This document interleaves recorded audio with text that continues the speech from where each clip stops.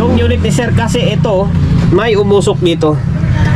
Ako kung makita to sa may GoPro natin, then usok ko channel 2, umusok tong channel 2. Ito ang problema kapag walang fuse yung unit. Ito ang problema kapag walang fuse yung unit, kasi once na magka-problema siya, automatic sunog na sunog yung board, sunog na sunog yung pyesa, malas-malasin, minsan butas pa yung board.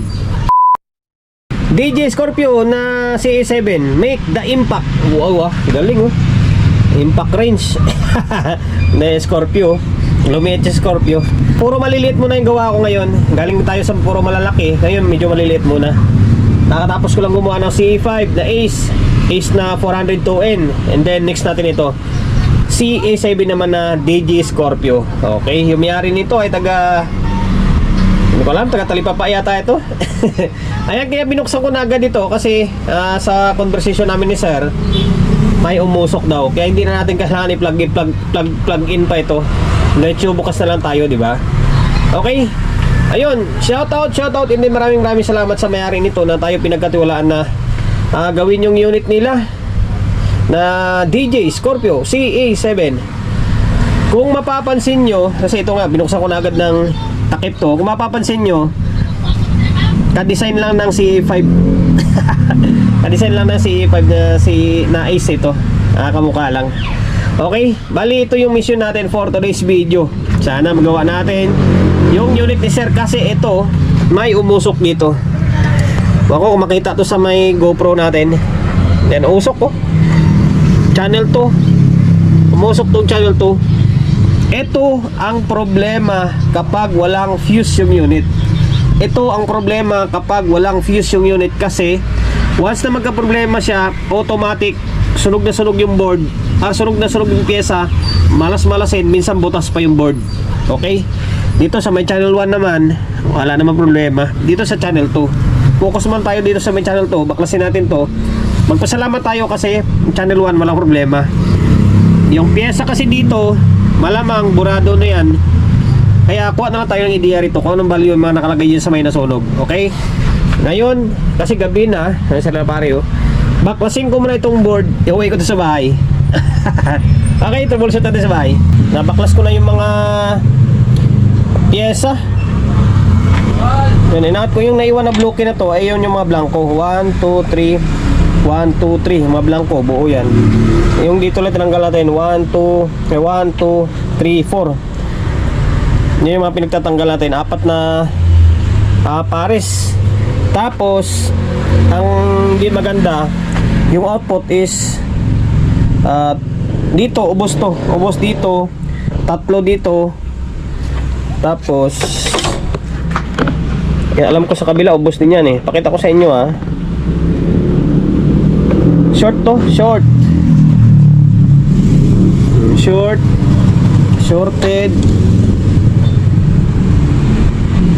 Yan, shorted. Halos short lahat to. Tapos dito short din to. Ito short din. Itong nakatayo buo ito. Parang buo eh. Tingin ko buo ito. Hindi sa short to. Tapos ito buo. Sira to. Ito sira. Tapos dito short to. Ito short. Parang buo itong isa. Ito short. Parang buo to. 1K yung reading eh, kasi may 1K ito na nakaparallel eh. Ito buo ito. Buo ito, buo. Tapos dito ito yung sibak. Sira, short. Ito short din. Dito, ito buo, drive to eh. Drive ito buo. Tapos ito, sira to. O, sira din to. Diba? Sira to, 669 yata yan. O, 649. Ilang piraso na output na dali? Bali, tumba natin to.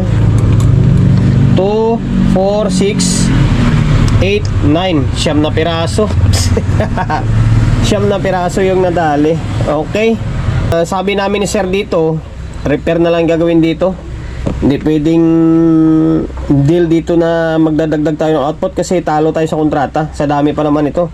1, 2, 3, 4, 5, 6 plus 6 sa kabila, bali 12 yung dadagdagan natin plus yung sira pa. Talo tayo sa kontrata. Ang gagawin natin dito, repair lang. Dito pa lang magkano na to agad? 2, 4, 6, 8, siyam na piraso na yan. Magkano na yan? Kukwentahin mo, di ba? Halos wala naman titira sa akin sa kontrata ko. Kaya repair lang natin to. Okay? Kaya tanggalin ko lahat ng mga bloke na, lahat ng mga transistor na yan. Tapos linisan natin to. Tapos taniman natin. Check natin to mga bloke kung alin pa yung buo dyan. Tapos pwede nga to, kahit ito tanggalin na lang to eh. Tanggalin, wala naman ng kwenta to kasi wala namang nakatanim na pyesa. Tapos ilagay na lang sa dito, di ba? Okay, linisan natin tapos taniman natin. Ang mangyari nito, wala nang value yan. Tanggalin ko muna tong isang channel tapos kuha tayo ng ideya dyan para mabuo lang natin tong unit na to. Okay, dami ng output na nasira. I-update muna tayo bago natin lagyan ng output. Kasi gusto ko lagyan ko na ng output lahat. Piyansa naman ako na kahit lagyan ko ng output, di naman ako basta masisiraan. Yung mga naiwan yan na lang yung mga buo. Sa kabila, halos isa na lang natira. Okay? Tapos, tiniman na natin. Dito na side talaga marami Dito sa may kabilang side. Yung mga yan, mga 1K to 1K, 1K, 1K, 1K. Ito, mga 10 ohms ito. Yan, 10 ohms ito, 470. Pero i-fix bias pa rin naman natin to. 501, fix bias natin to. Tapos ito, MGE na 350. 350 pala ito. Yan, MGE 350. Tapos dito, wala tayong 5.6. Nakalagay kasi dito, 5.6 ohms na 3 watts.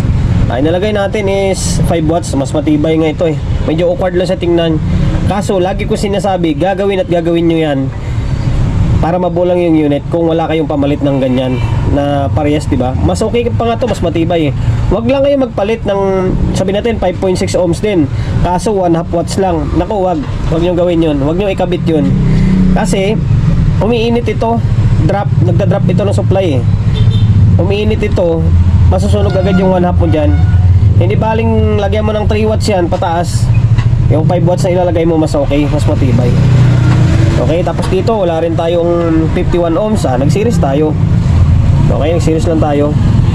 Tapos dito, ito sira talaga yung halos lahat na sira yung mga bloke. May naiwan yan, parang dalawa yata. Hindi ko na kaya kinabit, pinalitan ko na. Ito 2, 4, 6, 8, bali 8 yung dinagdag natin. Yung daris nito, hindi ko na tinanggal. Makasabihin nyo, ba't ko tinanggal, di ba?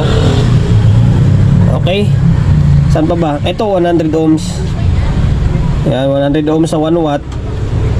Tapos dito pinalitan ko pala ito 551, 5401. Dito ito, magkatabi ito. Biyak to dito.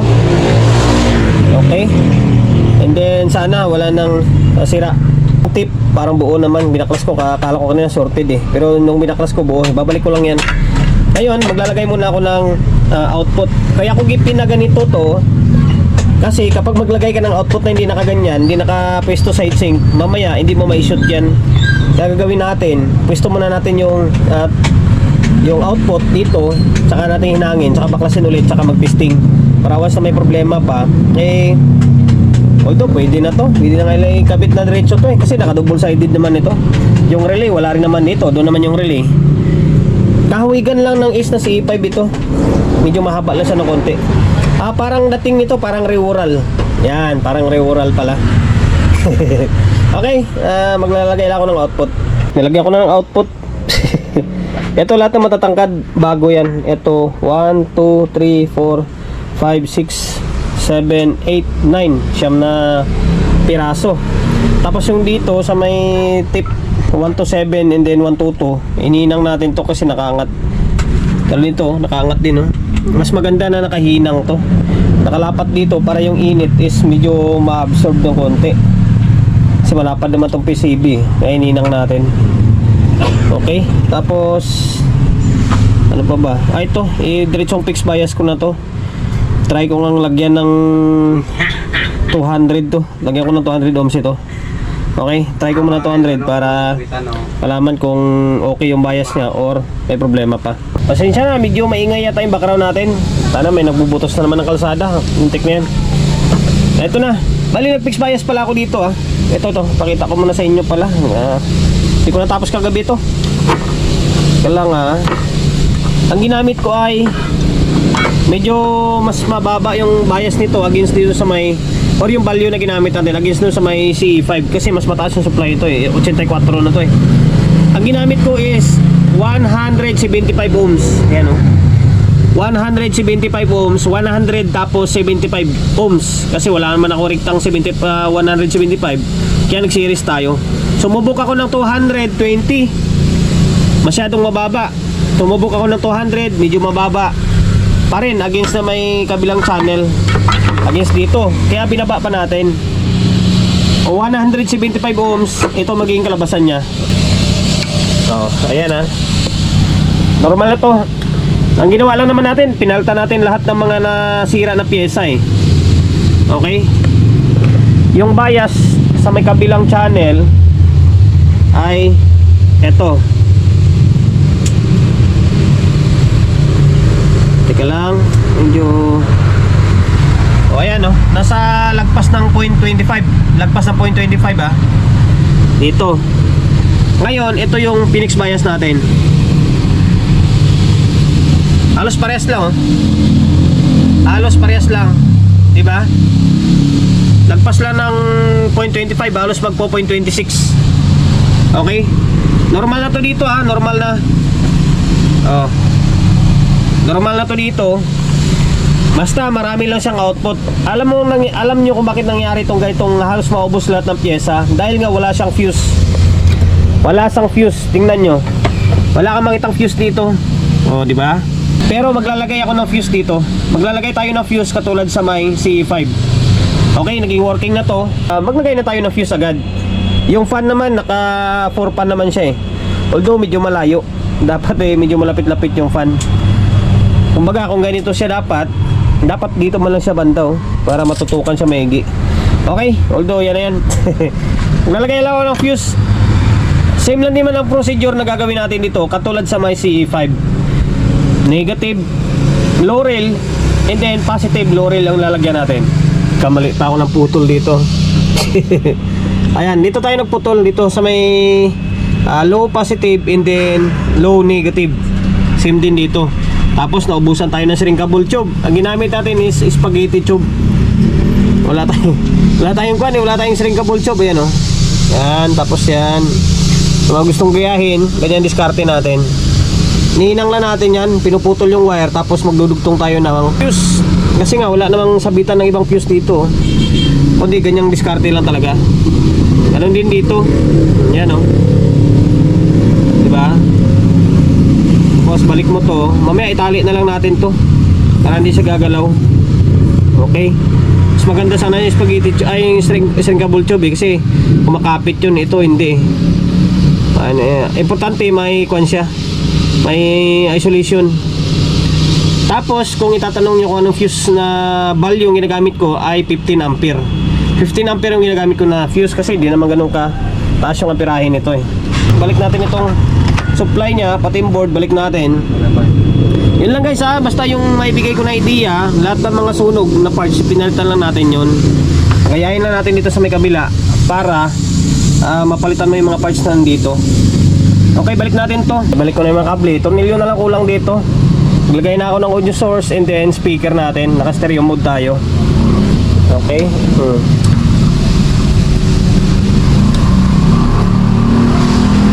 Normal na siya. Cellphone natin naka-play na siya. Channel 1.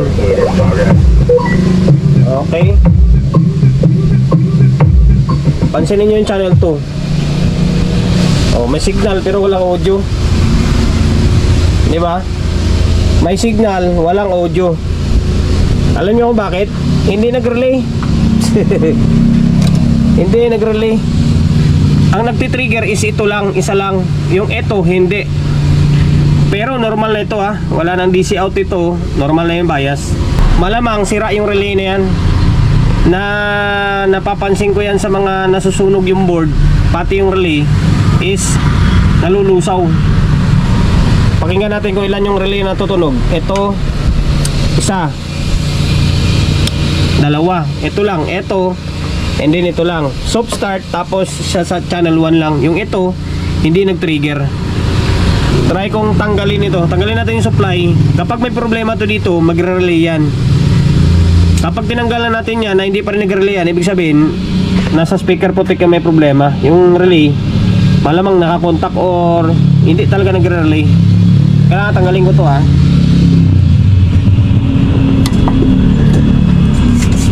O yan, tinanggal natin itong supply. Obserbahan natin. Isa. Isa lang talaga. Ito lang, yung ito hindi. Magbabaklas pa tayo ng power supply kasi yung relay niya is nandito. Pambira na yan. Baklas ko na yung power supply. Ito yung nagtitrigger. Ito yung side na to. Ito yung hindi. Ito yung supply niya. Ito yung supply. Ito yung supply. Ito yung in-out niya. Yan. Ito yung pinaka-contact. Ito yung sira or hindi nagre-relay. Ngayon pakita ko sa inyo. Switch on natin. Okay. Ito nag-relay ito. Ito na side dito hindi. Ngayon, kapag may supply na pumapasok diyan tapos hindi nag-relay, sira talaga yung relay. Okay? Ito yung pin ng supply niya. Meron meron siyang mga nasa halos 15 volts. Yung isa is ito. Meron din Ito yung nag-trigger. Meron, di ba? Yung nandito may supply din kaso hindi nagre-relay. Palitan natin tong relay. Pambira na yan. Value niyan ay kung titingnan parang 24 volts yung supply niya 24 volts. Pero 14 lang yung pumapasok. Palitan muna natin to. Palitan ko lang ito. Binaklas ko na yung relay. Hindi pala 24 siya. 12 volts lang pala. Kaya pala 15 lang pumapasok na supply. 12 volts lang pala siya. Brand name nito is NNC 12BDC. Ayan. Tapos ang pinalit natin, siyempre may mga stock tayo ng pang 35 ampere. Broadway ito. Broadway na 6 pin nga ito pero pwede naman yan. 6 pin na binibili ko para in case na may mga 6 pin hindi na ako magpuputol. Hindi na ako maproblema, di ba? Yan, Broadway, pinalitan natin. Ito, pinalitan na natin to. Ayan Broadway yan. Ngayon ayan nag-trigger na. Ayun, tingnan natin yung contact niya. Yung contact nila dahil nag-trigger na siya, kailangan may contact ito. Hindi, yan meron diba? Dito naman meron. Ito yung good dito yung pinalitan natin. Meron ng contact. Okay. Sira yung relay. Na ganun yan, napansin ko yan sa Ace ng CE5, basta LX20, LX10, and then ano pa ba? Sa CE5, madalas yan. Once na nasira yung board or nasunog yung board, minsan nasisira din yung relay. Okay na, balik na natin to. Ay, balik ko na yung power supply.